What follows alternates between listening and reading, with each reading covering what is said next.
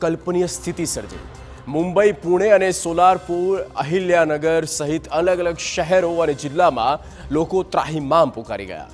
હવામાન વિભાગે આગાહી કરી છે કે આગામી 2 થી 3 દિવસ હજી પણ ભારે આવશે, ત્યારે નીચાણવાળા વિસ્તારોને એલર્ટ કરી દેવામાં આવ્યા છે.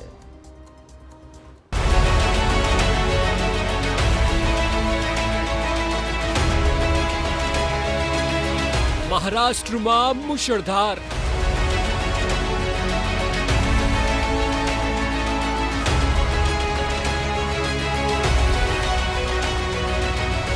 સાર્વત્રિક વરસાદથી પ્રજા પરેશાન.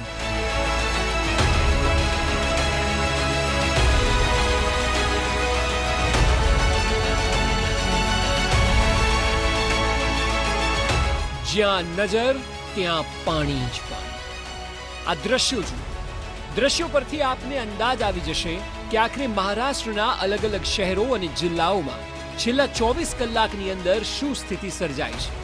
જ્યાં પણ તમારી નજર જાય ત્યાં પાણી અને માત્ર પાણી જ નજરે પડે છે. આમ તો વિસ્તારો અલગ અલગ છે, પરંતુ દ્રશ્યો તમામ જગ્યાએ એક સમાન જોવા મળી રહ્યા છે. રોડ રસ્તા તો જાણે સંપૂર્ણપણે ગાયબ થઈ ગયા હોય તેવી અકલ્પનીય સમસ્યા મહારાષ્ટ્રવાસીઓને દ્વારે આવીને ઊભી છે.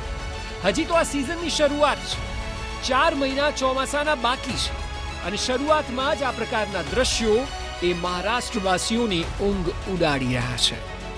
આ દ્રશ્યો સૌથી ડરામણા છે એટલા માટે કારણ કે એક જ રાતમાં એટલો બધો વરસાદ વરસ્યો કે અહિલ્યાનગર જિલ્લામાં નીચાણવાળા વિસ્તારોના લોકોએ બહાર નીકળવું જ મુશ્કેલ થઈ ગયું અને એટલે ફસાયેલા લોકોને યેન કેન પ્રકારે બહાર કાઢવામાં આવ્યા અને તમામ લોકોને સુરક્ષિત સ્થળ પર ખસેડવામાં આવ્યા હતા.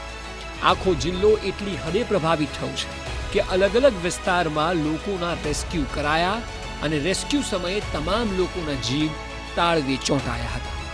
એવું પણ કહી શકાય કે મે મહિનામાં થયેલા રેકોર્ડ બ્રેક વરસાદને કારણે મહારાષ્ટ્ર પાણીથી ભરાઈ ગયું છે. ઘણી જગ્યાએ વાહનો અટવાયેલા પણ જોવા મળી રહ્યા છે. તો વળી લોકોના ઘરોમાં પણ પાણી ઘૂસી ગયા છે. મોટર દ્વારા પાણી બહાર કાઢવાના પ્રયાસો કરવામાં આવી રહ્યા છે. જે લોકોના ઘરમાં પાણી છે તેમની સ્થિતિ વધુ ત્રાહિમામ પોકારી ઉઠે તેવી છે. પાણી ઓસરવાનું નામ નથી લઈ રહ્યા કારણ કે સતત વરસાદનો પ્રવાહ જોવા મળી રહ્યો છે. લોકોને બચાવવા માટે સેનાએ પણ કમાન સંભાળી લીધી છે.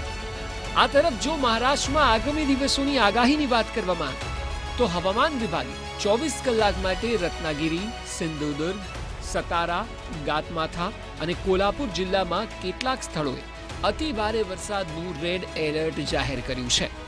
હવામાન વિભાગે રાયગઢ, પુણે, ચંદ્રપુર, ગઢચિરોલી અને ગોંદિયા જિલ્લામાં કેટલાક સ્થળોએ ભારેથી અતિભારે વરસાદનું ઓરેન્જ એલર્ટ પણ આપી દીધું છે.